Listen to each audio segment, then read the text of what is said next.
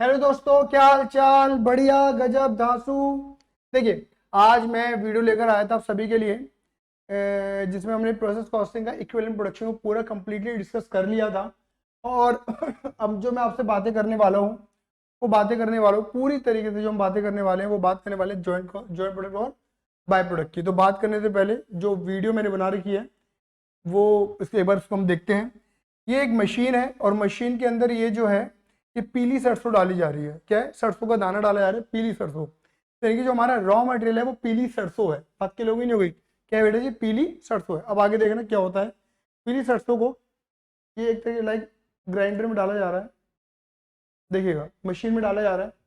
अब जैसे मशीन के अंदर इसे डाला जा रहा है, ठीक है, तो इसके अंदर थोड़ा सा एक मटेरियल और मिलाते हैं, मतलब लाइक पानी मिला देते हैं। ये पानी मिलाने से क्या होता है बेसिकली समझना, ये बंदा पानी मिला रहा है इसके अंदर एक्चुअल में।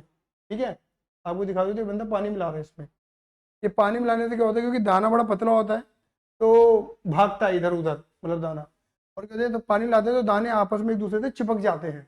पानी बहुत ज़्यादा नहीं मिलाया जाता, इतना मिलाया जाता है कि दाना जो है वो कहीं भागे ना, वो मशीन के अंदर ही रहे, इधर उधर बॉल की तरह खिसके ना। समझ गया आप मेरी बातों को? तो कुल मिला के कहानी आती है। पानी से एक मटेरियल और मिल गया, वाटर। ठीक है, अब वाटर के बाद अगर आप देखेंगे, फिर पानी मिलाया बंदे ने, मतलब वही मिनिमम जितनी रिक्वायरमेंट है पानी की पूरी हो रही, ग्राइंडर के अंदर ये चल रहा है। अब अगर आप देखेंगे तो देखो, ये थोड़ा सा कहते हैं ना, वो गांठें सी बन जाती हैं, तो ऐसे गांठें से बन बन के निकलता है एक तरीके से। अगर आप देखोगे, देखो, और नहीं तो ये कैसे निकलता, बिखरा बिखरा था, गोलियों की तरह निकलता। अब ये चिपक गया आपस में, इतना है पानी बस। ठीक है, तो ये यहाँ से निकल निकल के दूसरे ग्राइंडर में जा रहा है। पानी मिक्स होने के बाद दूसरे ग्राइंडर में आ रहा है। अब यहाँ से अगर आप देखोगे ना, बस 2 मिनट रुक जाओ यहीं पर ही। ये यहाँ पर क्या है, ये एग्जैक्टली ये फर्स्ट टाइम इसे ग्राइंड करा गया। अब फर्स्ट टाइम में इसमें तेल निकलेगा, बट अभी ये इसे खल कहते हैं, खल। बट ये पूरी कंप्लीट खल नहीं है, कंप्लीट खल नहीं है। आप ये मान के चलिए, एक मतलब दाने को चूसने के बाद उसमें तेल निकालने का जो बच गया ना, जो बच गया उसे खल कहते हैं। सर खल का कुछ यूज होता है? हाँ बेटा, खल बिकती है नॉर्मली। जो पशुपालन करते हैं, गाय भैंसे वगैरह जो होती है, उनके चारे में मिलाकर इसको, उनको स्ट्रॉन्ग करने के लिए अंदर से ये उन्हें दिया जाता है। मतलब क्वांटिटी बहुत ज़्यादा नहीं मिलाई जाती है, एक ठीक ठाक क्वांटिटी दी जाती है, नहीं तो गर्माहट हो जाएगी अंदर। ठीक है, देखो जी, तो अगर आप देखोगे, ये देखो, ये खल दिख रही है, बट ये अभी अभी इसके अंदर तेल है। और देखो ये तेल निकल रहा है मशीन में, ये नीचे तेल निकल रहा है। यहाँ जाली होती है, यहाँ जाली होती है, जिससे अगर थोड़ी बहुत जो गंदगी आ रही है वो जाली पे रह जाए।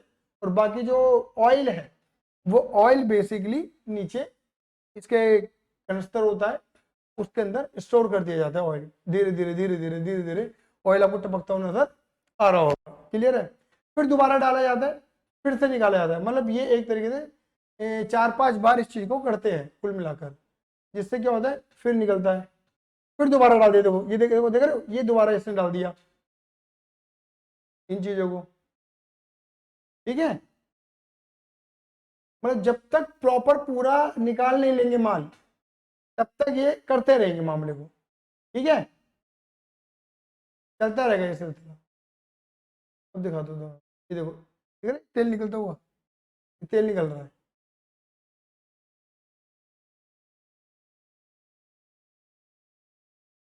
और फिर दोबारा डाल दिया, देखो, ठीक है। ये था दाना, अभी सेमी प्रोडक्ट, मतलब एकदम खल बन गया थोड़ा सा, लेकिन अभी तेल है तो निकाला जा रहा है और पीसा जा रहा है और कूटा जा रहा है इसे। ये मानो आप, देख रहे हैं, ये एक प्रॉपर खल आ रही है, ये प्रॉपर खल आ रही है, ये आई प्रॉपर खल, इसमें तेल नहीं है। अभी तो दोबारा डाल देगा तो कुछ नहीं आना हमारे हाथ में। ये प्रॉपर खल है, बिकती है ये बकायदा। बट वो भी बात है, जितना सरसों का तेल का रेट होता है उस रेट पे नहीं बिकती है, सस्ती बिकती है उससे। बात क्लियर हो गई? अच्छा, अब ये क्या है, ये अब जो तेल निकला, वो जो तेल होता है मेरे बेटा जी, वो फिल्टर किया जाता है। क्या किया जाता है मेरे बच्चे? फिल्टर। ठीक है, क्योंकि उनमें गंदगी होती है, तो उसमें से बारीक तरीके से गंदगी के छोटे छोटे कणों वाला किया जाता है फिल्टर। इनमें कुछ नहीं होता मेरे बेटा, बता के चल रहा हूँ, अंदर कपड़ा बना होता है, कपड़ा लिपटा होता है कहीं। ये समझ लो, सफेद बकायदा कपड़ा, इसे खोल के दोबारा कपड़ा लपेट दो, ये होता है कहानी। और वो क्या होता है कि कपड़े को होता है, कपड़े को पुश भी किया जाता है, तेल लगता है, फिर पुश करते हैं, तो गंदगी कपड़े पे रह जाती है। और जैसे कपड़े को निचोड़ोगे तो पानी बाहर आएगा, ऐसे ध्यान निचोड़ने का तरीका होता है अंदर से, तो तेल बाहर निकल जाता है। वो कहते हैं फिल्टर हो गया, साफ तेल आता है जिसे हम अपने खाने में यूज करते हैं। ये दिख भी रहा होगा तुम्हें, बीच में देखो कपड़ा है, बीच में कपड़ा लगा हुआ है, ये कपड़े लगे हुए हैं, ये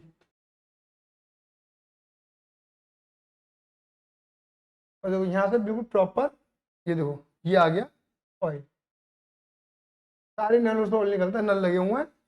और फिर ये अगेन ड्रम में उड़ जाता है, फिर वहां से अपने भर लो 1 लीटर 5 लीटर जो जो भी कैन बनानी। ये छोटे से प्लांट का एक एग्जांपल दिया मैंने आपको, तो मैं आपको यहाँ पे समझाने के चाह रहा हूँ, कुल मिलाकर अभी समझना, मैं आपको ये पढ़ाने के चाह रहा हूँ।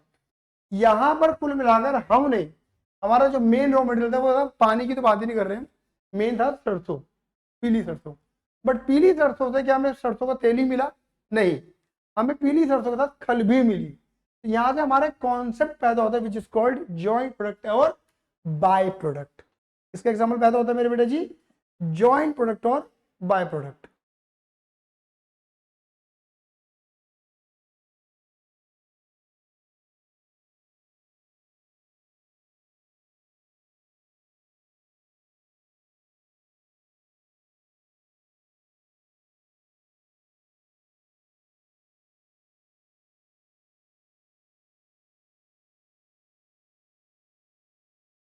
ठीक है, जॉइंट प्रोडक्ट और बाय प्रोडक्ट, जॉइंट और बाय, जॉइंट और बाय प्रोडक्ट, ये बात समझ में आ गई? देखो, तो पहले तो हम बात कर लेते हैं कि भाई जॉइंट प्रोडक्ट होता क्या है। देखो, जॉइंट प्रोडक्ट का मतलब होता है कि एक तरीके से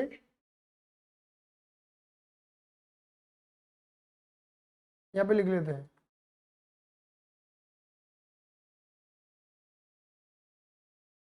जॉइंट प्रोडक्ट का मतलब होता है, it means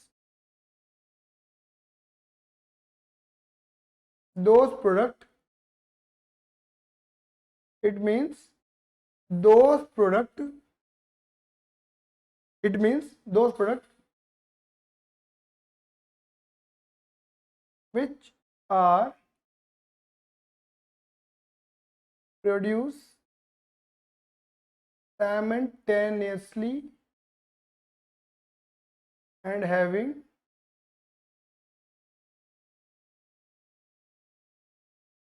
same, yes, having almost same value in the market। मतलब वो प्रोडक्ट जो साथ में निकल रहे हैं और उनका ऑलमोस्ट, उनकी जो वैल्यू मार्केट में सब बराबर सी है, मतलब उन्हें इक्वल वेटेज दी जाती है।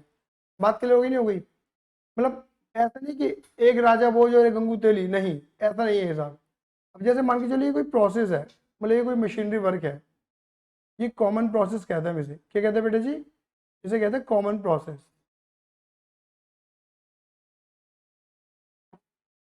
क्या कहते हैं?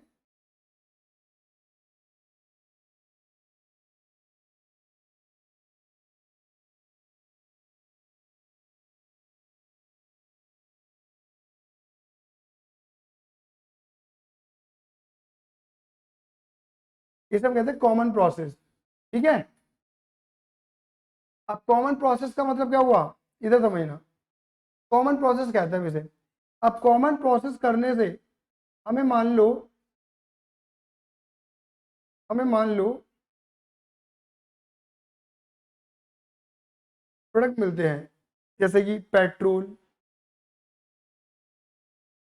Diesel, kerosene. अब समझ गए?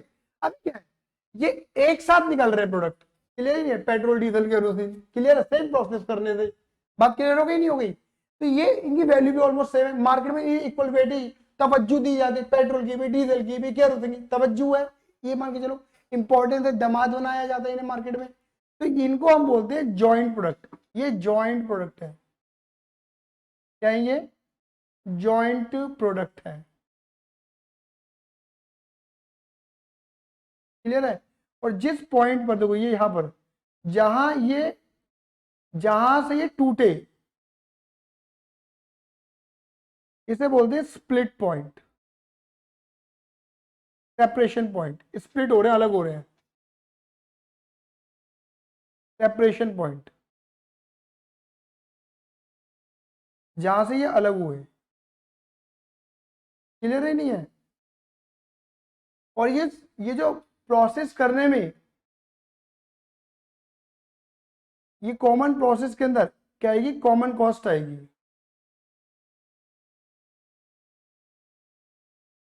और इसी कॉमन प्रोसेस को, कॉमन कॉस्ट को हमें क्या करना होता है, डिस्ट्रीब्यूट करना होता है। यही हमारा चैलेंज है कि हम इसे डिस्ट्रीब्यूट कैसे करें बिटवीन प्रोडक्ट, क्योंकि कॉमन कॉस्ट ना तो पेट्रोल की है, ना डीजल की है, ना केरोसिन की है, ये तो तीनों की है। आप समझ पा रहे हो, ये तो तीनों की है, तो तीनों में स्प्लिट होनी चाहिए। बात क्लियर होगी नहीं होगी, इसे बोलते हैं जॉइंट प्रोडक्ट। लेकिन अगर मैं बोलूं बाय प्रोडक्ट, बाय प्रोडक्ट का मतलब क्या होता है, तो देखो बाय प्रोडक्ट में पूरी डेफिनेशन सेम है। पहले कॉपी पेस्ट मारते हैं।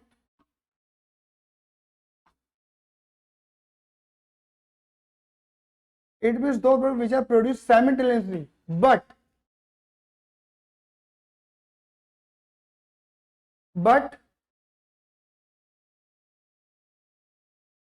some product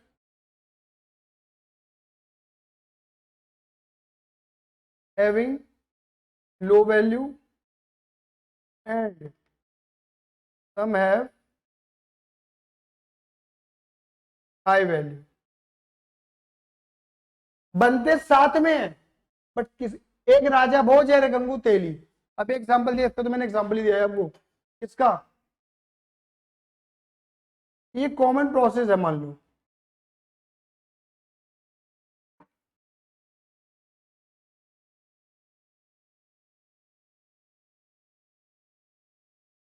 ये कॉमन प्रोसेस है, ठीक है, क्या है ये, कॉमन प्रोसेस है। और इस कॉमन प्रोसेस को करने से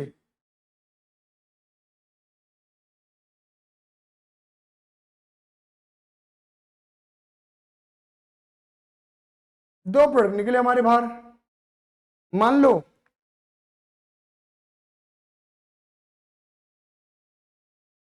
सरसों का तेल, ऑयल, समझ गए, सरसों का तेल या, ठीक है, और खल।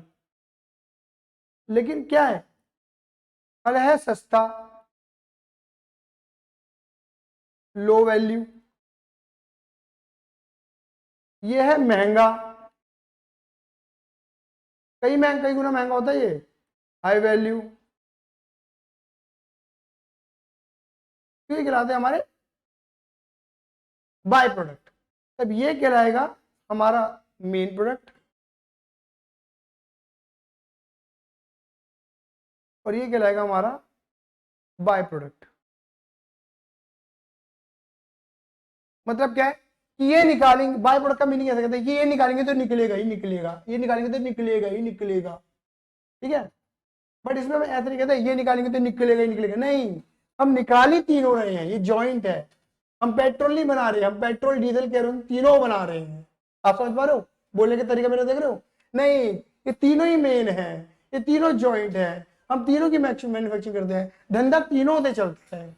यहाँ पर क्या है, धंधा सरसों के तेल से चलता है, मेन प्रोडक्शन तो सरसों को तेल को बनाकर बेचने की है, तो बस ऐसे ही है, निकलता तो बेच देते और हमें तो कमाते भी ना, भैया सेवा कर है गाय भैंस पे ऐसे दीजिए, हम तो भैया ऐसे होता, ऐसा होता ना, वैसे बात क्लियर नहीं होगी। तो ये क्या है, ये हमारा बाय प्रोडक्ट है। ऐसे ही आप ऐसा कह सकते हैं जैसे कि जैसे घर का एग्जांपल लेते हैं, मम्मी है या हाउसवाइफ है, बीवी है, पत्नी है, ठीक है, जैसे घर में दूध आता है तो वो दूध को बॉईल करते हैं, उबालते हैं, तो उबालना एक प्रोसेस है, अब समझ गए। अब उबालने के प्रोसेस से क्या होगा कि उसकी क्रीम यानी कि मलाई आ जाएगी ऊपर, मतलब दूध को एक टेम्परेचर पे गर्म करते हैं, फिर ठंडा करने के लिए छोड़ देते हैं। ठंडा करने के लिए छोड़ते हैं तो उसके ऊपर क्या आने लगती है, धीरे धीरे मलाई आ जाती है। क्लियर ही नहीं है? उसके बाद दूध आ जाता है, बचा हुआ दूध निकल जाता है। क्लियर ही नहीं है? अब आप ये समझना उस दूध से क्या क्या बन सकता है, ये समझना। दूध को अगर तुम फाड़ दोगे तो निकल जाएगा पनीर और उसकी मलाई। ठीक है, मलाई को जरा फेंटोगे तो निकलेगा मक्खन। बात क्लियर हो गई, हो गई? ठीक है ना? अब मलाई में से देखो मक्खन निकलने के बाद में बचता है बटर मिल्क। अब समझ ना, मलाई को फेंटोगे तो मक्खन निकलेगा, बटर मिल्क। मक्खन की रेट क्या है, ज्यादा है। बटर मिल्क उतना महंगा नहीं बिकता, सस्ता बिकता है। मक्खन ज्यादा महंगा है। बात क्लियर हो गई? तो मक्खन क्या हुआ, अगर मैं मलाई मलाई की बात करूं तो मक्खन हुआ हमारा मेन प्रोडक्ट बटर, और बटर मिल्क क्या हुआ हमारा बाय प्रोडक्ट। क्या मेरी बात समझ में आई है नहीं आई? तो यानी कि अगर हम एक बात करें तो अगर सेम प्रोसेस से दो सेम वैल्यू वाले प्रोडक्ट निकल रहे हैं, सेम वैल्यू वाले प्रोडक्ट निकल रहे हैं, तो वो है जॉइंट। और अगर एक की वैल्यू ज्यादा एक की वैल्यू कम है तो वो कहलाएंगे बाय प्रोडक्ट। तो एक होगा उसमें मेन प्रोडक्ट और एक कहलाएगा आपका बाय प्रोडक्ट। बात क्लियर हो गई? आप ऐसा भी समझ सकते हैं कहीं ना कहीं आप जॉइंट सॉरी बाय प्रोडक्ट को इस तरीके से, और बहुत टीचर वाला एग्जांपल देते हैं तो इस तरीके से समझते हैं। देखिए मानिए ये एक मशीन है, इस मशीन से यहां से निकलती है शुगर जो कि हमारा मेन प्रोडक्ट है, हमें बनाना ये है।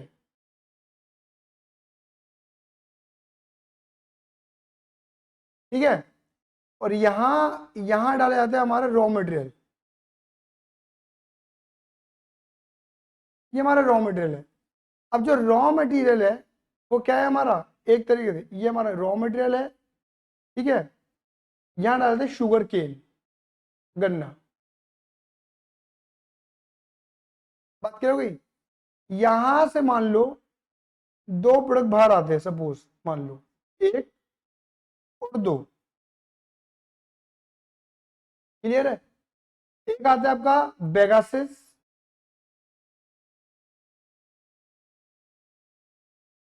जो उसका कूड़ा निकलता है, जिसे सुखाकर जलाकर एक तरीके से हीट के काम आता है वो। और एक आता है मोलासिस, जो काला काला गाढ़ा द्रव होता है, लिक्विड होता है, जो ड्रग्स बनाने के काम आता है, मोलासिस। इसे हिंदी में कहते हैं शीरा। शीरा, समझ गए? दो लिक्विड होते हैं, एक से शुगर बन जाते हैं, एक से शीरा, ड्रग बनाने का होता है। ये फार्मेसी कंपनी के अंदर होता है। क्लियर नहीं है? अब एक्चुअल में क्या है, शुगर थोड़ा महंगा है, शुगर थोड़ा महंगा है। क्लियर ही नहीं है? इनकी इनकी वो वैल्यू नहीं है बेगासिस मोलासिस की, तो ये कहलाएंगे दोनों के दोनों बाय प्रोडक्ट। जितने में शुगर बिकेगी उतने में ये नहीं बिकता।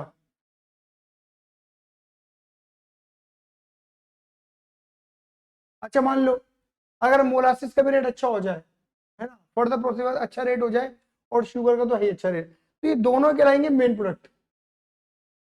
क्लियर है? और ये कहलाएगा हमारा बाय प्रोडक्ट। बात क्लियर होगी नहीं होगी? ऐसा भी हो सकता है। क्लियर है ही नहीं है? बात क्लियर होगी नहीं हुई? तो यानी कि देखो बाय प्रोडक्ट को अगर डिफाइन करना है तो इस तरीके से कर सकते हैं कि मेन तो शुगर निकालनी है, बाकी ये तो आना ही है, आएगा ही। मकसद ये निकालना नहीं है। लेकिन अगर जॉइंट को पकड़ना है तो जॉइंट को ऐसे कह सकते हैं कि भैया हमारा मकसद शुगर निकालना नहीं है, शुगर और मोलासिस दोनों निकालना हमारा मकसद है। तो ये जॉइंट की डेफिनेशन हो गई। शब्दों को पकड़ना है मेरे। बात क्लियर हो गई नहीं हो गई?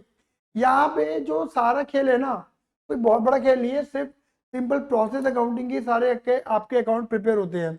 यहाँ पर सबसे बड़ी पता है क्या होती है, यहाँ पे सबसे बड़ा जो हमारा सामने क्वेश्चन होता है वो होता है कि अपोर्चमेंट कैसे की जाएगी ऑफ जॉइंट कॉस्ट की, apportionment of joint cost between by product and joint product. तो पहले फिलहाल तो हम बात कर रहे हैं बिटवीन जॉइंट कॉस्ट की बात करेंगे। बात क्लियर हो गई नहीं हो गई? तो देखिए जरा फटाफट से, लेकिन इससे पहले ना मैं एक बात और बताता हूँ कि ना एक कॉन्सेप्ट और होता है जिसमें कई बार कंफ्यूज होते हैं और उसको हम जॉइंट और बाय मानना शुरू कर देते हैं। क्लियर ही नहीं है?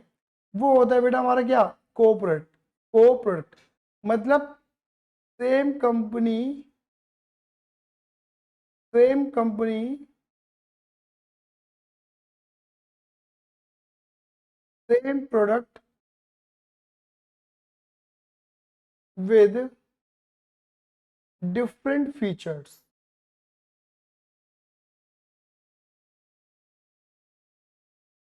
and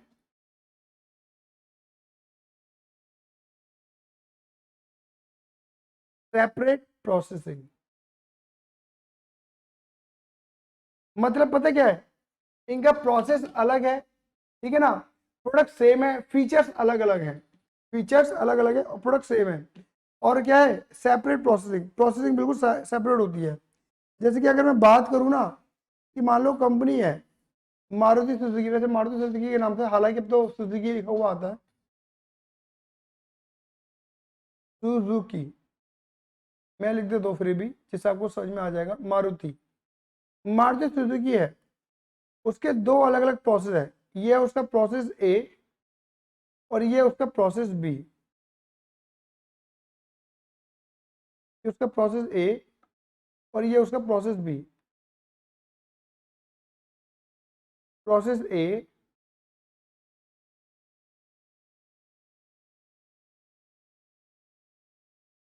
process B, process A और प्रोसेस बी। मान लो जो प्रोसेस ए है ना, उससे बनती है इनकी बलेनो,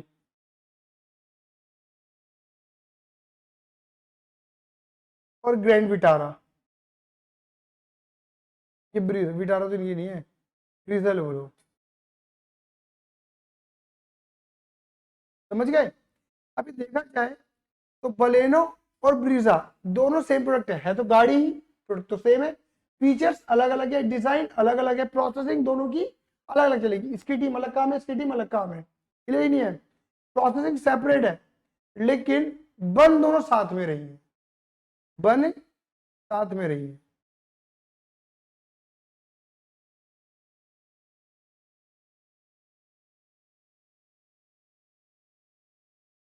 क्लियर ही नहीं है। इनकी जो मैन्युफैक्चरिंग टाइमिंग है वो क्या है, time production is same, time of production is same, time production same है विद डिफरेंट प्रोसेस, प्रोसेसिंग से अलग अलग है। सेम प्रोसेसिंग से नहीं है, जब सेम प्रोसेसिंग होती है तो जॉइंट और बाय आता है, प्रोसेसिंग अलग अलग है तो प्रोडक्ट कहलाएंगे, क्लियर ही नहीं है। चलिए, मैंने क्या बोला, यहाँ पे जो मुद्दा है ना वो क्या है, अपोर्चमेंट का।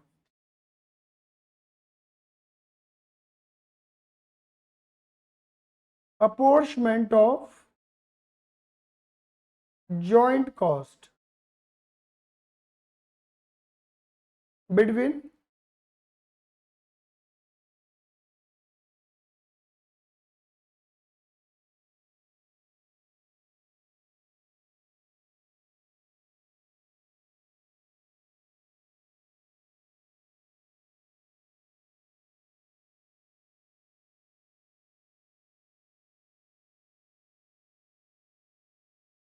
ठीक है, अपोर्चमेंट ऑफ जॉइंट कॉस्ट, ठीक है, कि भैया जॉइंट कॉस्ट को कैसे बांटना है। यहाँ पे पहले तो समझ लेते भैया जॉइंट कॉस्ट में आता क्या है। देखो जॉइंट कॉस्ट का मतलब, आप मैंने बोला ना आसान भाषा में क्या है, आसान भाषा में जॉइंट कॉस्ट का मतलब है कॉमन कॉस्ट। कॉमन कॉस्ट यानी कि वो कॉस्ट जो दो तीन चार जितने भी जॉइंट प्रोडक्ट बने सबके ऊपर लगने वाली, मतलब सब में बटेगी, एक कटेगा सब में बटेगा, बात क्लियर होगी नहीं होगी, क्लियर ही नहीं है। अब सवाल ये आता है कि यहाँ पर मेन कि जो आता है कॉस्ट में आता क्या है, तो यहाँ बोलेंगे जॉइंट कॉस्ट इंक्लूड्स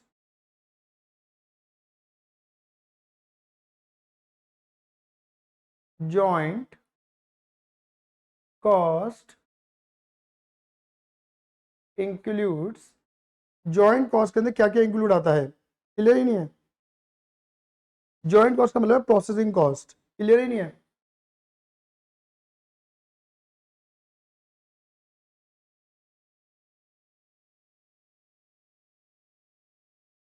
यानी कि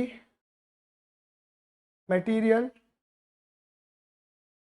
लेबर और वेरिएबल ओवरहेड,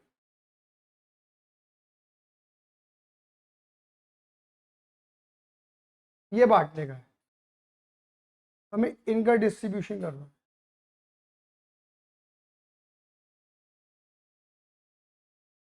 क्लियर है।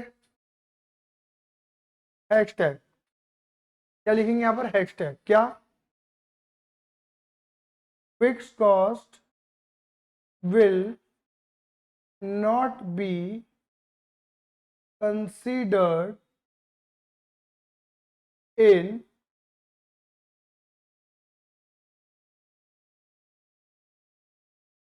Joint cost. मतलब क्या लिखा है, फिक्स कॉस्ट को कंसिडर मत करना किसमें, जॉइंट कॉस्ट में। अगर तुम्हें फिक्स कॉस्ट देगी तो मत लेना। लेकिन ध्यान रखना, अगर क्वेश्चन तुम्हें ऐसा कह दे कि ये जॉइंट कॉस्ट है, मतलब बकायदा क्वेश्चन में लिख दे कि जॉइंट कॉस्ट में क्वेश्चन है, तो बोले कि joint cost are material, labour, overhead, fix cost. Question बोल रहा है ना कि फिक्स कॉस्ट है, तो भैया जॉइंट कॉस्ट का पार्ट फिक्स कॉस्ट है, तो फिक्स कॉस्ट लेनी पड़ेगी। अगर क्वेश्चन कुछ नहीं कह रहा तो फिक्स कॉस्ट को खुद से मत लेना। बात क्लियर हो गई, नहीं हो गई? बोलेगा तो लेना, नहीं बोलेगा तो नहीं लेना। फिक्स कॉस्ट के बारे में सीधी सीधी कहानी इतनी सी है, अदरवाइज नहीं। क्वेश्चन बोलेगा तो हाँ, क्वेश्चन ना बोलेगा तो खुद से नहीं लेने का है। क्लियर ही नहीं है? अब सवाल ये आता है,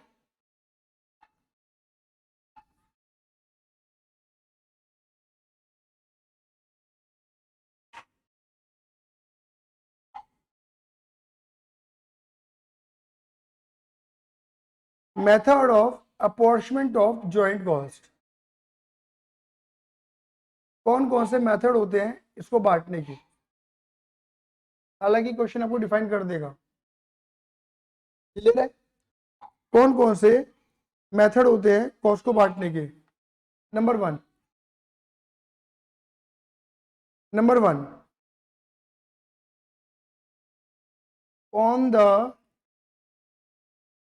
on the basis of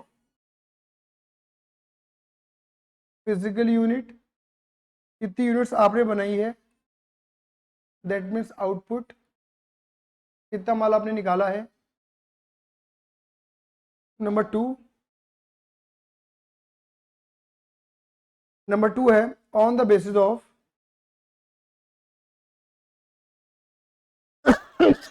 on the basis of NRV. NRV का मतलब होता है नेट, पढ़ा होगा अपने फाउंडेशन में, रिलाइजेबल वैल्यू, इन्वेंटरी वैल्यूशन पढ़ा था ना हमने फाउंडेशन में। Net value eight split off point,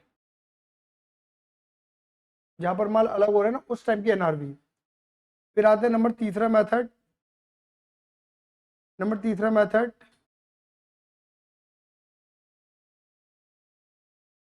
sales realisation.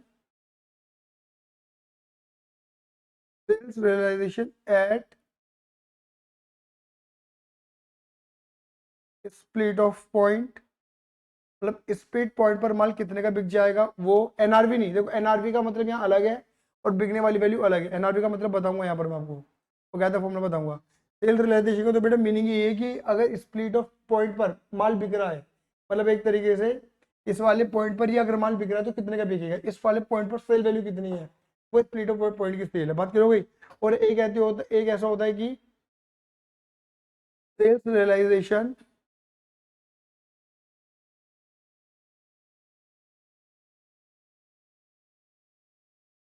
Sales realisation at final stage. और एक होता है number 5, what, contribution method.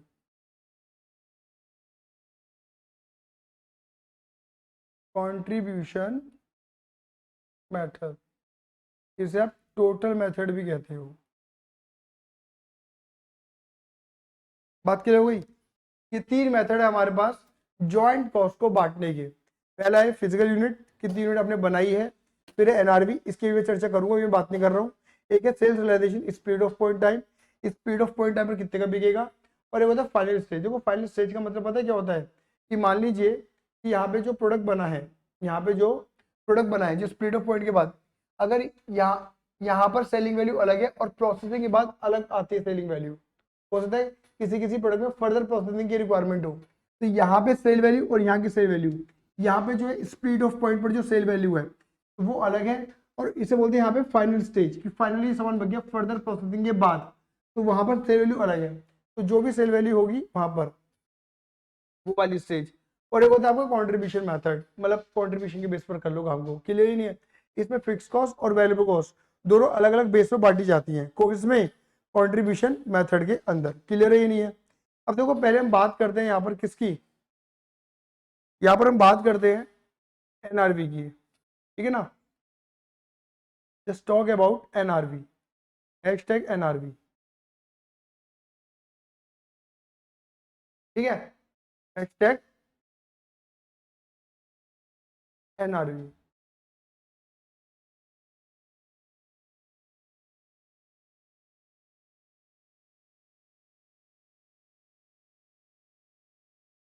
Net realisable value, net realisable value, बात क्लियर हो गई। अब देखो अगर मैं बात करूँ ना इसको समझने के लिए ना, सबसे बढ़िया तरीका बताता हूँ मैं आपको। आप ये मानो कि यहाँ पर ये वाला जो पॉइंट है ये आपका स्प्लिट ऑफ पॉइंट है, स्प्लिट ऑफ पॉइंट,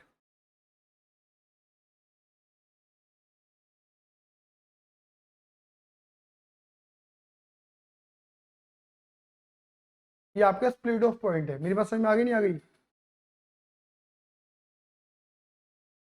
और ये जो है ना ये आपकी फाइनल स्टेज,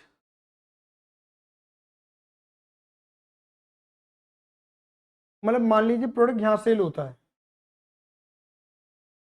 यहाँ नहीं हो सकता सेल, ठीक है ना। अब यहाँ से यहाँ तक पहुंचेंगे स्प्लिट होने के बाद, यहाँ पे आपको फर्दर प्रोसेसिंग की रिक्वायरमेंट है। क्या रिक्वायरमेंट है? कि थोड़ा सा और प्रोसेस किया जाएगा माल, फिर उसके बाद ही बिक पाएगा, अदरवाइज नहीं बिक पाएगा। क्लियर है नहीं है? तो यहाँ पर आपको फर्दर प्रोसेसिंग की कॉस्ट लग जाएगी। इसे आप पोस्ट सेपरेशन कॉस्ट भी कहते हो। क्या कहते हो? पोस्ट सेपरेशन कॉस्ट, सेपरेट होने के बाद वाली कॉस्ट। क्लियर ही नहीं है? जो कि उस पर्टिकुलर प्रोडक्ट पे लगती है जो प्रोडक्ट बाहर आया है। क्लियर ही नहीं है? ठीक है। फिर माल को बेचोगे तो हो सकता है सेलिंग एंड डिस्ट्रीब्यूशन के भी खर्चे होंगे, ओवरहेड, और ऑब्वियस बात है सेल है तो इसके अंदर प्रॉफिट भी एडिड होगा। ये बात क्लियर हो गई? तो मैं मुझे निकालनी है एनआरवी, मुझे यहाँ का नेट रियलाइजेबल वैल्यू निकालना है। आप ऐसा भी कह सकते हो यहाँ पे जिसे हम एनआरवी कह रहे हैं, जिसे आप एनआरवी कह रहे हो ना, उसे आप नाम ये भी दे सकते हो estimated cost, estimated cost at split off point,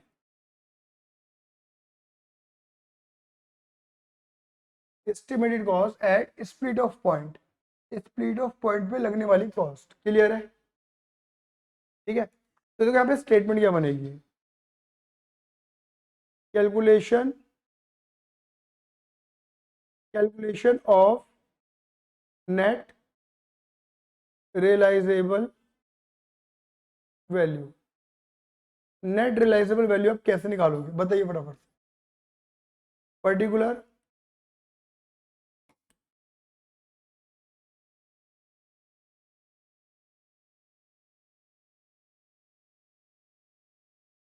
उल्टा चलना है। आपने पढ़ा होगा, मैं आपको याद रखूं फाउंडेशन में एक पढ़ते थे आप, एडजस्टेड सेलिंग प्राइस मेथड, कुछ कुछ वैसा सही है। आ जाओ इधर देखो, यहाँ पे आप लिखेंगे सेल वैल्यू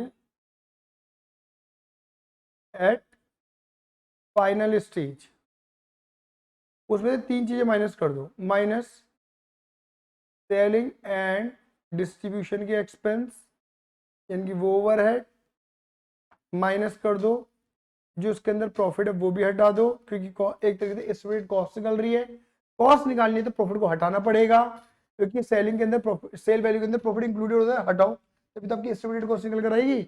और दूसरा पीछे आना है तो क्या करोगे, फर्दर प्रोसेसिंग कॉस्ट भी हटाओगे। इतना करने के बाद, इतना करने के बाद आपका निकलेगा क्या, NRV eight split off point, NRV eight split off point. बात क्या होगी नहीं होगी? तीन चीजें हटा दो, देखो सीधी सीधी कहानी है। मुझे यहाँ तक पहुंचना है, यहाँ की एक अनुमानित कॉस्ट निकालनी है मुझे, तो कैसे निकालूंगा, देखो एस्टिमेटेड कॉस्ट निकालूंगा। तो मेरे पे ये है, इसमें से प्रॉफिट हटा दो, कॉस्ट आ जाएगी, और ये दो कॉस्ट हटा दो क्योंकि बीच की कॉस्ट है ना ये हटा दो, तो मेरी यहाँ की कॉस्ट आ जाएगी। बात क्या होगी नहीं होगी? भाई ऑब्वियस बात है, यहाँ पे जो प्रोडक्ट है उसमें 3 कॉस्ट लिखी हुई है, एक ये वाली सेलिंग डिस्ट्रीब्यूशन वाली, एक फर्दर प्रोसेसिंग वाली, और एक स्पीड ऑफ पॉइंट तक जितनी कॉस्ट आई है, which is called common cost, जो है वो अनुमानित लगाना है हमें, है ना। तो ये एक कॉस्ट निकालना है तो प्रॉफिट हटा दो पहले तो, और ये 2 कॉस्ट हटा दो, तो ऑटोमेटिक तीसरी बचेगी, और वही है कहानी यहाँ पर। आई बस में नहीं आई। तो ये एनआरवी का हमारा एक सवाल था, आया ये नहीं आया, बोले फटाफट से हाँ या ना। क्लियर है, आ जाओ, क्लियर है, चलो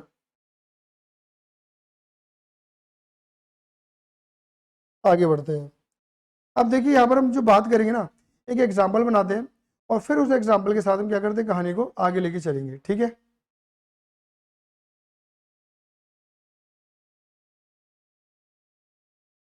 चलो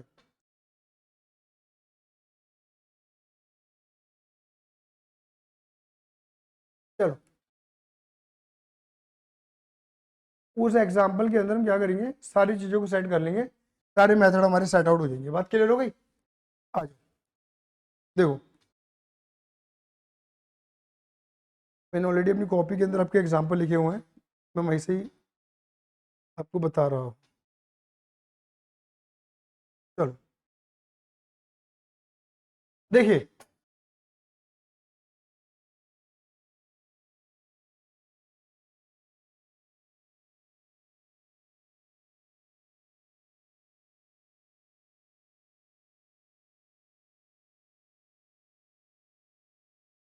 चलो अब मान लो कि यहाँ से 2 प्रोडक्ट निकलते हैं,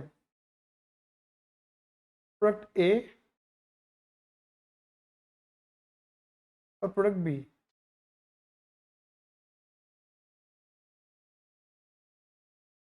प्रोडक्ट ए और प्रोडक्ट बी, मैं यहाँ पे मान लेता हूँ कि ये जो कॉमन प्रोसेस है,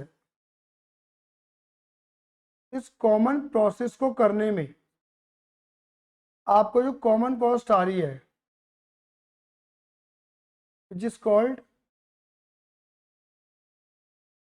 जॉइंट कॉस्ट,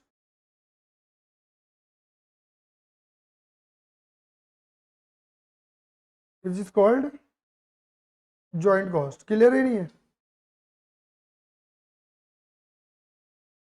ए 1 लाख रुपए की कॉस्ट आ रही है आपको, और 2 प्रोडक्ट निकल रहे हैं आपके, प्रोडक्ट ए और बी। ये आपका हो गया कौन सा पॉइंट, ये वाला जो पॉइंट है वो है आपका स्प्लिट ऑफ पॉइंट।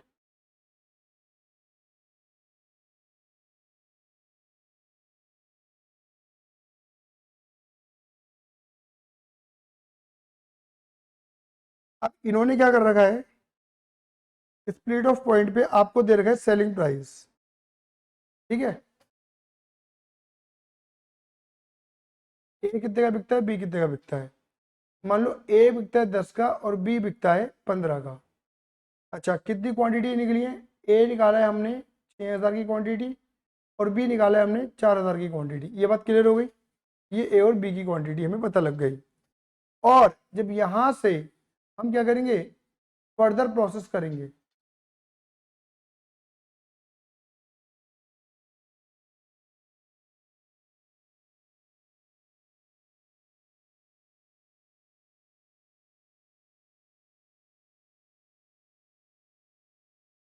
यहाँ से अगर हम फर्दर प्रोसेस करेंगे तो मान के चलो ये हमारा बन जाएगा, ए बन जाएगा सी और बी बन जाएगा D.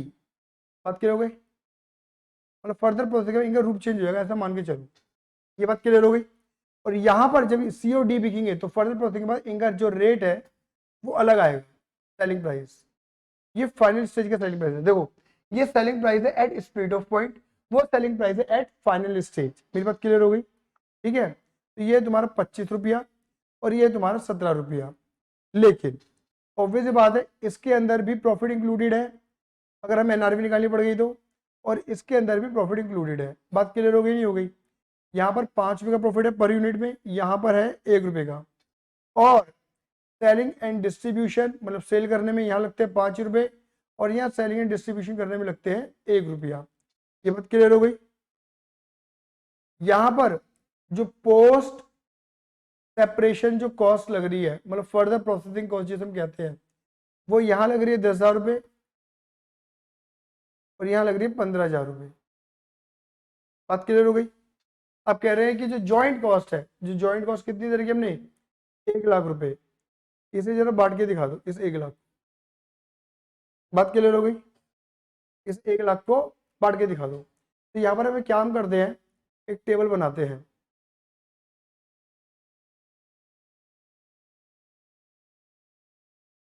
अपॉर्चमेंट of joint cost between A and B. भैया ए और बी में कैसे बांटा जाएगा, बात क्लियर हो गई। देखो मैंने आपको क्या क्या बता दिया, जॉइंट कॉस्ट का मीनिंग क्या होता है, जॉइंट कॉस्ट कैसे कैसे बांटी जाती है, और एनआरवी का मीनिंग क्या होता है, ठीक है ना। और फिर हमने एक एग्जांपल ले लिया जिसके अंदर हम क्या करेंगे, सारी चीजें कवर हो जाएंगी हमारी, ठीक है ना, जिन जिन बेसिस पे बांटा जा सकता है। क्लियर है।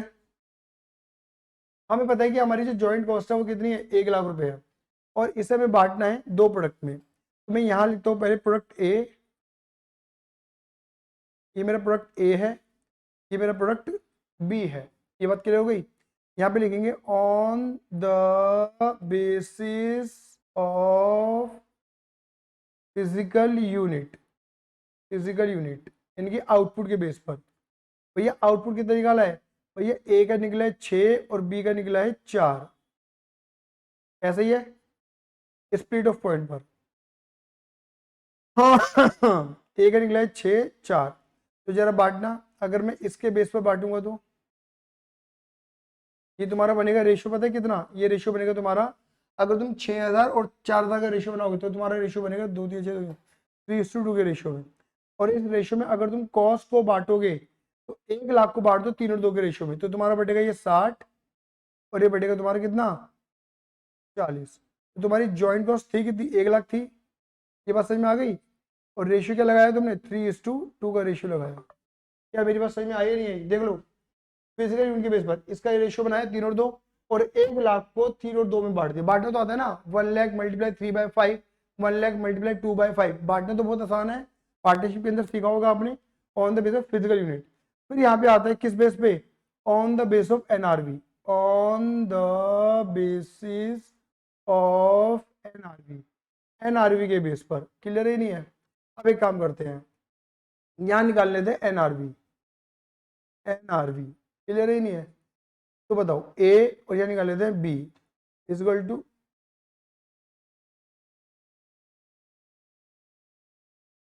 यहाँ ए और यहाँ बी। बताइए, मुझे बताइए एनआरवी का मैंने मीनिंग क्या बताया था आपको, कि 6,000 तो आपकी क्वांटिटी इसकी, इसकी 4,000 क्वांटिटी है, ठीक है। अब तुम इधर समझते हैं ना, पहले आराम आराम से समझो। देखो उल्टा चलना है, उल्टा। मैं पहले ए का समझाता हूँ, उल्टा चलो। ये सेलिंग प्राइस है minus distribution cost minus profit और माइनस दिस। तो देखो तुम क्या करो, ये तो ओवरऑल दे रखी है तुम्हें, तुम क्या करो 25 में से 5 और 5 ही लेस करो, फिर 6 की मल्टीप्लाई कर दो, और फिर उसमें 10,000 माइनस कर दो। बात क्लियर होगी नहीं हो गई। ओवरऑल निकाल लो पहले, पर यूनिट निकाल लो, 25 -5 ये तो पर यूनिट आ जाएगी आपकी, मल्टीप्लाई कर दो यूनिट से। लो जी, तो देखो कैसे,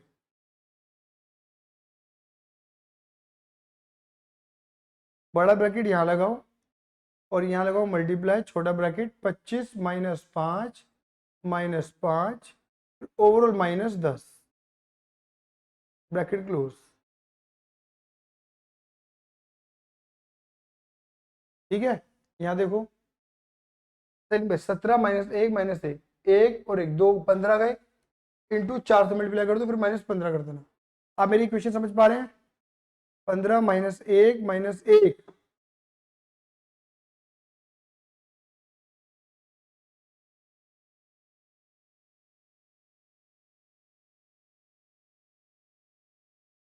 ठीक है, -5 इंटू 6 -10। तो ये तो आ गया हमारा एनआरवी यहाँ का। ऐसे ही 15 -1 इंटू 4 -15, ये आ गया 37।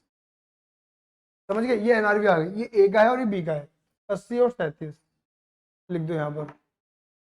कितना 80 और 37, और 80 और 37 का रेशियो बनाओगे तो तुम्हारा रेशियो क्या बनेगा, इसका रेशियो ये बनेगा तुम्हारा 80 और ये बनेगा 37, यानी कि 80:37। क्लियर है? बांट दो कॉस्ट को।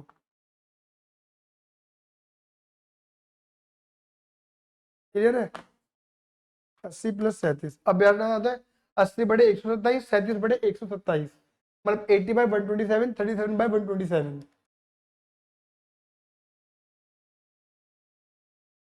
ये आएगा 68,376।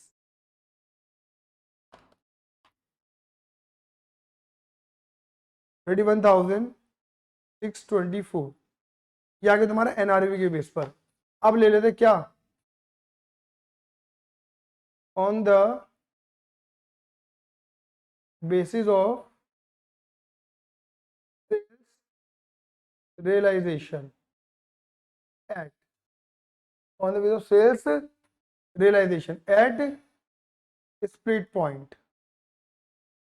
देखो सेल्स रियलाइजेशन का मतलब क्या होता है पहले समझ लेना, कितना मिलेगा पर यूनिट मत पकड़ना, बता रहा हूं पर यूनिट मत पकड़ना। रेट रिलाइजेबल वैल्यू रियलाइजेशन कितना आएगा, क्लियर ही नहीं है, यहाँ पर यूनिट नहीं, sales realisation at speed of, तो इनकी मल्टीप्लाई करो, कितना ये 60 और ये कितना है 15 चौका 60, तो 60 60। अब तुम इसके बेस पे देखो कैसे निकला ये हमारा, पहले बताऊं, लिख दे। देखो 6000 यूनिट थी और यहाँ स्प्लिट पॉइंट पे सेल वैल्यू कितनी थी 10, और यहाँ 4000 थी इंटू 15,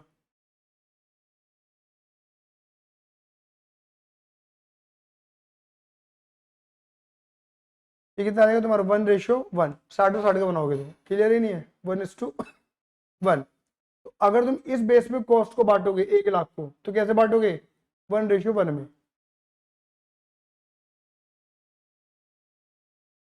50 और 50 आया। और मान लो on the basis of sales realisation at final stage, तो वहां पे कैसे निकलेगी बोलो, ए और 4, सेलिंग वैल्यू 25 और 17।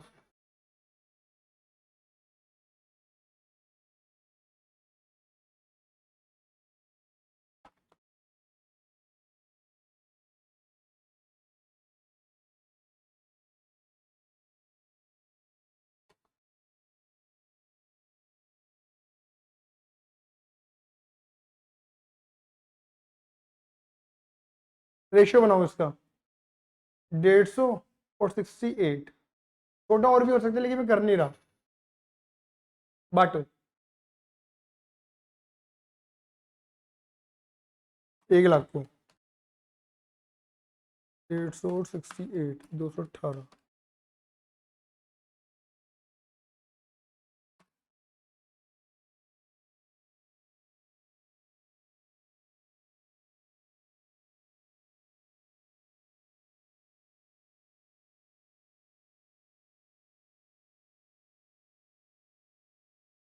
ठीक है, अब देखो ये बात क्लियर हो गई। किस किस बेस पे सिखा दिया, देखो मैंने आपको सिखा दिया on the base of physical unit, कि जितना मान निकले 6 और 4, ने एनआरबी निकाल के देख लिया, स्पीड ऑफ पॉइंट पर sales realisation, sales selling price नहीं बोला, सेल्स रियलाइजेशन, तो मल्टीप्लाई करके निकालना, पहले बता के चल रहा हूँ। बस मेरा क्या रह गया कॉन्ट्रीब्यूशन मेथड, इसको करते हैं, इसमें थोड़ा सा अलग से काम करना पड़ेगा, इसलिए मैंने इसको हमेशा लास्ट में रखा। तो अब यहाँ पे लिखेंगे, आप यहाँ पे क्या करो कंट्रीब्यूशन निकालो। अब ऑब्वियस बात है जो कंट्रीब्यूशन निकलेगा वो किस बेस पे निकलेगा बताइए,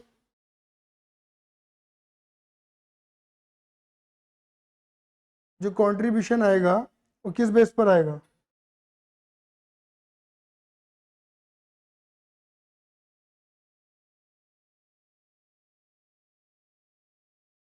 चलो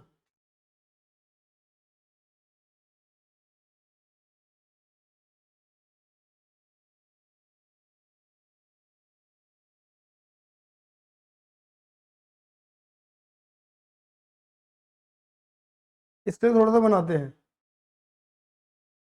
टोटल मेथड।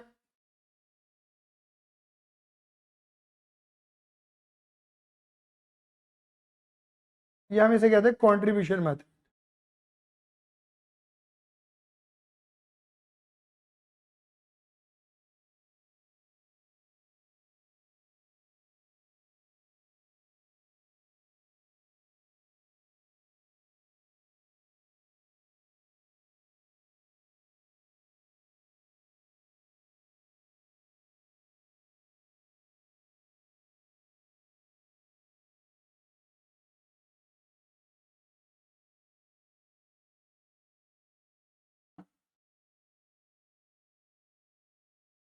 देखो इसमें एक नोट्स बना लेना,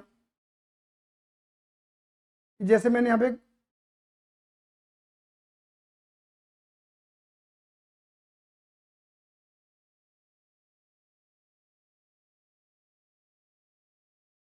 देखो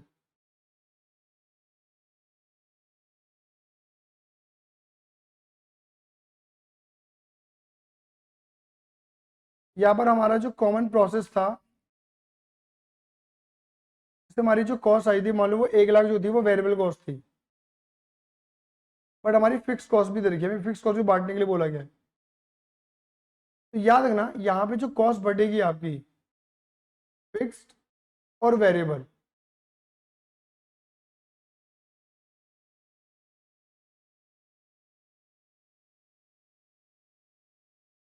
जो आप यहाँ फिक्स कॉस्ट बांटोगे और जो वेरिएबल कॉस्ट बांटोगे बिटवीन ए एंड बी, तो मान लेना देखो फिक्स कॉस्ट तो बांटेंगे on the basis of total contribution, contribution per unit नहीं, टोटल कंट्रीब्यूशन। और जो वेरिएबल कॉस्ट बढ़ेगी वो बढ़ेगी किस बेस पे, on the basis of quantity produce. अच्छा देखो प्रोड्यूस से अगर एक शब्द बताऊं मैं आपको, एक बार समझना, यहाँ पे हम जितनी भी क्वांटिटी ले रहे हैं ना, हम कितनी क्वांटिटी बेच रहे हैं वो नहीं ले रहे, जितनी भी जहां पर भी क्वांटिटी ली है, अगर मैंने यहाँ ली है क्वांटिटी, मैंने यहाँ पर मल्टीप्लाई करके निकाली क्वांटिटी, मैंने यहाँ ली है, तो यहाँ क्वांटिटी प्रोडक्शन वाली लेनी है, ले ही नहीं है। एक नोट और लिख लेना, क्या, always takes quantity produced not quantity sold. Quantity जो बेची है तुम्हें उससे मतलब नहीं है, क्योंकि कॉस्ट तुम्हें सब में बांटनी है, सोल्ड भी नहीं बांटनी। बात क्लियर होगी? जैसे 6,000 है तो ऑब्वियस बात है 5,000 पे की है आपने 6 में से, प्रोडक्ट एक ही, तो आपको कॉस्ट का जो अपॉर्चमेंट है वो 6 में करना है, 5 में नहीं करना, फिर तो 1,000 खाली रह जाएंगी। जैसे प्रोड्यूस वाली ले लो, सोल्ड वाली नहीं लेनी है आपने, सोल्ड वाली मिलेगी तो कंफ्यूज मत होना, क्लियर है, क्योंकि आपको प्रोडक्शन वाली लेनी है। अब देखो अगर मैं यहाँ पर बोलूँ यहाँ ए है और ये बी है, तो यहाँ पे इनकी क्वांटिटी कितनी है बोलो, 6 और 4। तो देखो यहाँ पे देखना जरा, तो वेरिएबल कॉस्ट कैसे बढ़ेगी, वो तो 6 और 4 में बढ़ जाएगी, कहते 60 और 40 करके, यानी कि जो 1 लाख की जो वेरिएबल कॉस्ट हमें दे रखी है वो बढ़ गई है किस रेशियो में, 3 और 2 के रेशियो में बढ़ गई है। ये बात क्लियर हो गई?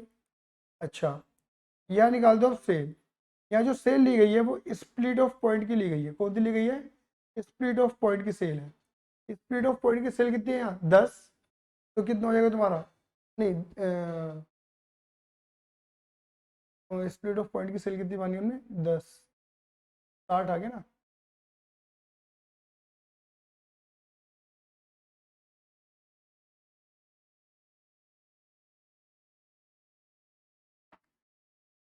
वो चेक करें, और वहाँ बैठेगा 40, 15 चौका 60, नहीं ये बैठा ना मेरा, ये भाई सेल लेंगे तो ये बैठेगा तुम्हारा 60 और वो बैठेगा तुम्हारा 15 चौका 60, ठीक है, सही है।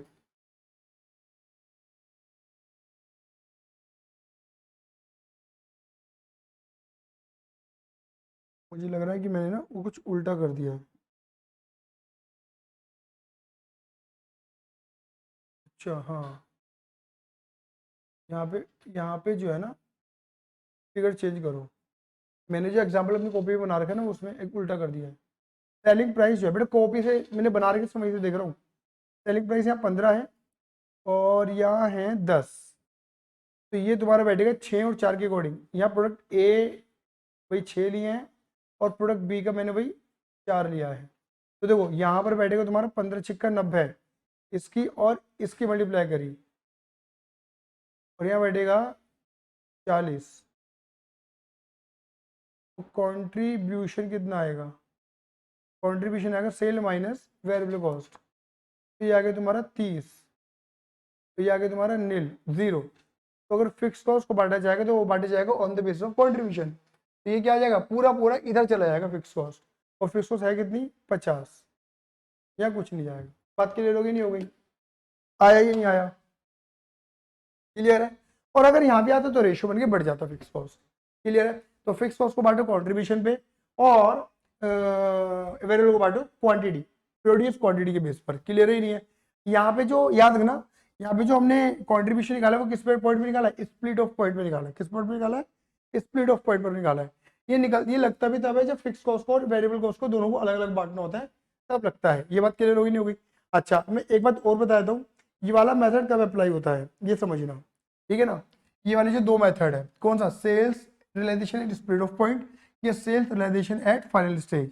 जब ये मेथड हमारे किसी काम का नहीं होता, ये मेथड के अंदर फर्दर प्रोसेसिंग कॉस्ट ली जाती है। अगर फर्दर प्रोसेसिंग कॉस्ट फीजिबल नहीं है, यानी कि कहने का मतलब क्या है कि एप्रोप्रिएट नहीं है, एक तरीके से विश्वास करने लायक नहीं है बेसिकली, या फिर ऐसा भी हो सकता है कि किसी प्रोडक्ट की जो फर्दर प्रोसेसिंग कॉस्ट है वो बहुत ज्यादा है, किसी की बहुत कम है। तो यानी कि वहां पर जो है वहां पे अंतर्द्वंद चल रहा है, मतलब मामला सही नहीं बैठेगा, कॉस्ट का अप्रोचमेंट सही नहीं आएगा। हो सकता है किसी को बहुत ज्यादा कॉस्ट मिल जाए, हो सकता है किसी को बहुत कम मिल जाए, है ना? तो इसलिए मेथड जब काम कर नहीं रहता due to further processing cost, तो हम ये दोनों मेथडों को लगाते हैं। बात क्लियर हो गई नहीं हो गई? आया मेरे बेटा जी? तो मैंने यहाँ पे मेन बात ये आपको पता है कि मेथड कब लगने वाले हैं। फिजिकल यूनिट एनआरवी ये बताया। क्वांटिटी सोल्ड बिल्कुल भी नहीं लेते, क्वांटिटी प्रोड्यूस नहीं लेते बांटने के लिए। एक बात ये ध्यान में रखना। क्लियर? एनआरवी का मैंने मीनिंग बता दिया। एनआरवी का मतलब उल्टा चलो। उल्टे चलने में तुम्हें तीसरी कॉस्ट निकालनी है, तो दो कॉस्ट और प्रॉफिट हटा देना, क्योंकि सेल के अंदर प्रॉफिट होता है तो हटाओ, क्योंकि कॉस्ट निकालनी है। और दो कॉस्ट और उनको हटाओ, तो जिससे तुम्हारी स्पीड ऑफ पॉइंट की कॉस्ट पता लग जाएगी, विच इज कॉल्ड एस्टिमेटेड कॉस्ट और स्पीड ऑफ पॉइंट। क्लियर है? नहीं है? फिर किस तरीके से बांटा जा सकता है वो ये है। तो मैंने इस वाले एग्जांपल के अंदर समझ लो दो एग्जांपल है। इस वाले एग्जांपल में मैंने 4 मेथड डिस्कस करे हैं, और जो नीचे मैंने ये वाला एग्जांपल बनाया है, ये एग्जांपल नंबर 2 ले लो, बल्कि मैं तो ये कहूँगा इस एग्जांपल नंबर 2 कर लो। यहाँ पर मैंने क्या करा है, कॉन्ट्रीब्यूशन का अलग बना दिया, क्योंकि यहाँ पर फिक्स और वेरिएबल दोनों अलग अलग बढ़ेंगे। वेरिएबल बढ़ेगा तुम्हारा किस बेस पर? कॉन्ट्रीब्यूशन के क्वांटिटी के बेस पर। फिक्स बढ़ेगा तुम्हारा टोटल कॉन्ट्रीब्यूशन पर यूनिट नहीं, टोटल कॉन्ट्रीब्यूशन के बेस पर। बात क्लियर होगी नहीं हो गई? ठीक है? अच्छा सेल्स रियलाइजेशन का, सेल्स रियलाइजेशन में और सेलिंग प्राइस में अंतर है। सेल्स रियलाइजेशन का मतलब क्वांटिटी से मल्टीप्लाई होगी, टोटल सेल्स रियलाइजेशन है। बात क्लियर हो गई? आया बच्चे? अच्छा यहाँ पर फिर अब एक एक सवाल फिर एक पैदा हो जाता है। क्लियर ही नहीं है? एक सवाल फिर पैदा हो जाता है। क्लियर ही नहीं है? क्या? कि एक डिसीजन आता है कि फर्दर प्रोसेसिंग करें या ना करें। एक डिसीजन मेकिंग का सवाल भी आता है यहाँ पर। कौन सा सवाल आता है आपसे? कि फर्दर प्रोसेसिंग करें या ना करें। Decision making, decision making, decision making में आता है कि further processing, either further processing do or not, either further processing do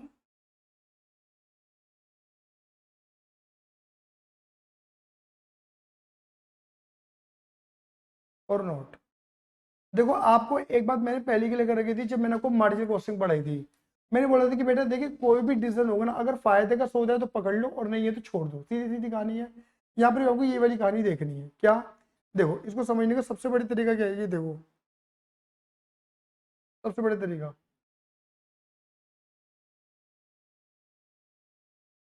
जैसे मैंने बोला कि ये स्प्लिट ऑफ पॉइंट है। कौन सा पॉइंट है मेरे बेटे जी? ये आपका स्प्लिट ऑफ पॉइंट है। क्या? आपका स्प्लिट ऑफ पॉइंट है। यहां पर आप करोगे फर्दर प्रोसेस, मतलब एक तरीके से फर्दर कॉस्ट, इसे पोस्ट सेपरेशन कॉस्ट कहते हैं, या आप ऐसा कह लो इंक्रीमेंटल कॉस्ट। क्लियर ही नहीं है? जैसे मेरे एग्जांपल में 10,000 रुपये थी, एग्जांपल ले लो। अच्छा, यहां पर अगर माल बेचता हूं तो बिकता है 15 का, और यहां पर ये आ गई मेरी final stage after further processing. यहां पर अगर मैं माल बेचता हूं तो वो बिकेगा, मान लो 25 रुपए का, 15 का माल 25 में। बात क्लियर हो गई? अच्छा, या ये क्वांटिटी जो निकली है तो 6,000 निकली है। क्लियर है? बात क्लियर हो गई? और यहाँ पर एक कॉस्ट और आ जाती है, सेलिंग एंड डिस्ट्रीब्यूशन वाली कॉस्ट। सपोज मान के चलो 5,000, तो टोटल इंक्रीमेंटल कॉस्ट मेरी 15,000 रुपये की है। आप ये देखो, आप यहाँ देखो, incremental benefit, incremental profit. Clear ही नहीं है? इंक्रीमेंटल प्रॉफिट, यहां से यहां तक देखो, यहां से यहां तक में कितना प्रॉफिट बढ़ गया तुम्हारा? 10 बढ़ गया। चलो जी, तो 25 माइनस 15 इंटू 6, तो कितना आ गया तुम्हारा? 60 माइनस इंक्रीमेंटल कॉस्ट तो है 15। मतलब नेट बेनिफिट कितना निकल कर आया? बोलो फटाफट दे। 45। लॉजिकल क्या कहना है कि भाई अगर यहाँ से यहाँ तक जाने में जो बेनिफिट हुआ और यहाँ से यहाँ तक आने में जो कॉस्ट लगी, अगर कॉस्ट कम है बेनिफिट ज़्यादा है तो ऑब्वियसली बात है क्या कर लो? फर्दर प्रोसेसिंग कर लो। और अगर भैया नहीं हो पा रहा है तो बात ही खत्म हो जाती है। क्लियर ही नहीं है? मतलब आपका इंक्रीमेंटल रेवेन्यू इंक्रीमेंटल कॉस्ट से ज़्यादा होना चाहिए। सीधी सीधी कहानी, और कुछ नहीं है। बात क्लियर होगी नहीं होगी? सीधा सीधा कहानी है। यहाँ पे सीधा सीधा नियम याद कर लो। क्या?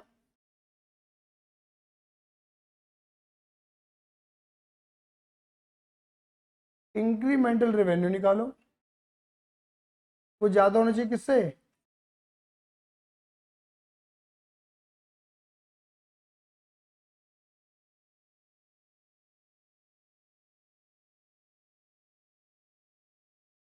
इंक्रीमेंटल कॉस्ट से।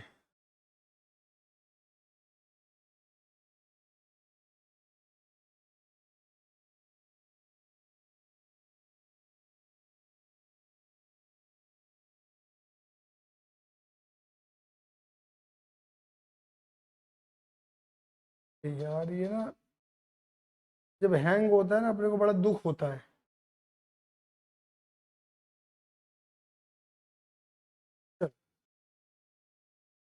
क्लियर मेरी बात? चलिए जी, अब देखिए, अब यहाँ पर ये तो हमारा जॉइंट हो गया। अब आती है यहाँ पर किसका? यहाँ पर अब आता है ट्रीटमेंट ऑफ बाय प्रोडक्ट।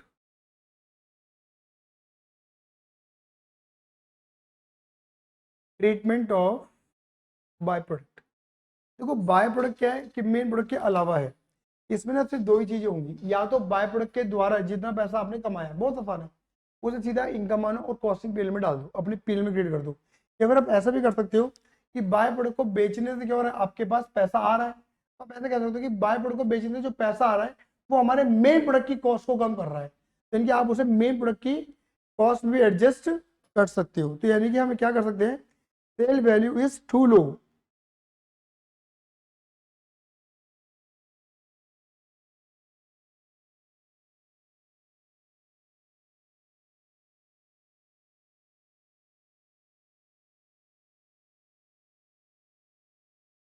देखो, इसको इस तरीके से समझो।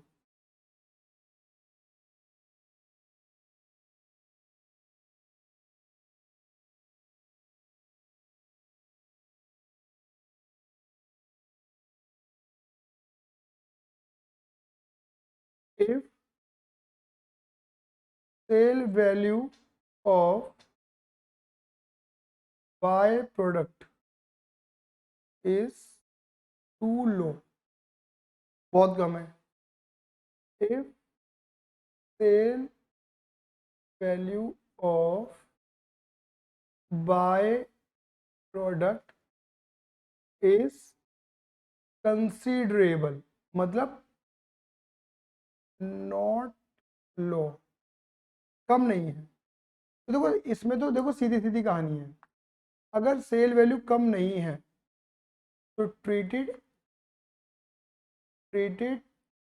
एज अ जॉइंट प्रोडक्ट, तब तो तुम इसे बाय मानना ही मत, जॉइंट प्रोडक्ट की तरह ट्रीट कर लो, बात खत्म हो गई।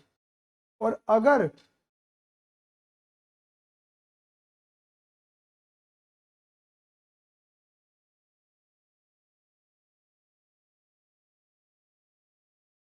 इसमें दो ट्रीटमेंट है, कुछ भी कर लो,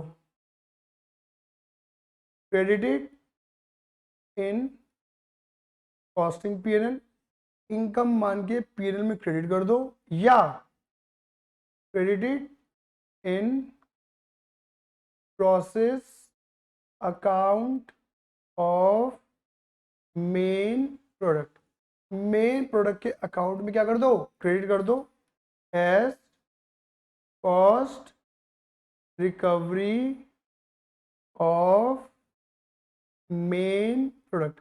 हमें मान लेंगे कि मेन प्रोडक्ट में जो कॉस्ट लगाई उसकी थोड़ी सी हमने रिकवरी कर लिया है। इसकी वजह से क्या होगा, due to this main product cost down, कम हो जाएगी, समझे। इसकी वजह से क्या होगी, वैल्यू वैल्यू मतलब कम हो जाएगी। क्लियर है, आ गया। और एक बात और याद रखना, यहाँ पे जो हम सेल की बात कर रहे हैं तो सेल का मतलब है यहाँ पर net realisable value when product is further process. बात क्लियर हो गई, इतना सही है, बात क्लियर हो गई, हाँ है ना।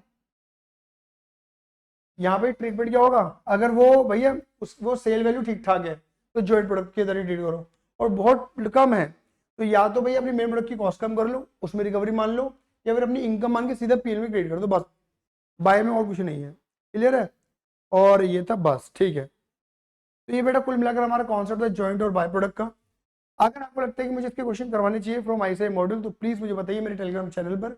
टेलीग्राम चैनल को प्लीज ज्वाइन कर लीजिए, चैनल को सब्सक्राइब कर लेना, ग्रुप को भी ज्वाइन कर लेना, उसमें बच्चे बहुत सारा चैटिंग करते हैं, ठीक है, बहुत अच्छे अच्छे अपडेट्स देते हैं।